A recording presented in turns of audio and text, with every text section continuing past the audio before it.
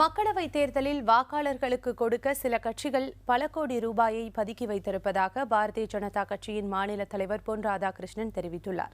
கன்னியாகுமரி மாவட்டம் தக்கலையில் செய்தியாளர்களிடம் பேசிய அவர், தொகுதி பங்கீட்டில் கூட்டணி கட்சிகளுக்குள் எந்த குழப்பமும் இல்லை என்று கூறினார். பல கட்சிகள் பல பாராளுமன்ற தொகுதிகளில் ஏற்கனவே பல கோடி ரூபாய்களை கொண்டு தயார் நிலையில் வைத்து விட்டார்கள். வீடு கட்டுறதுக்கு முன்னாடி எப்படி ஜல்லி சேர்த்து வைப்பாங்களோ, மணல் சேர்த்து வைப்பாங்களோ, சிமெண்ட் சேர்த்து வைப்பாங்களோ, அதே போல் பணத்தை சேர்த்து வைத்து விட்டதாக தகவல்கள் வந்துட்டு இருக்குது. இதை தேர்தல் ஆணையம் கண்காணிக்க வேண்டும், அதிகாரிகள் கண்காணிக்க வேண்டும். இது எக்காரணத்தை கொண்டும் இப்படிப்பட்ட பணப்பட்டுவாடா செய்யப்படுவதை அரசு இயந்திரங்கள் அனுமதிக்கக்கூடாது.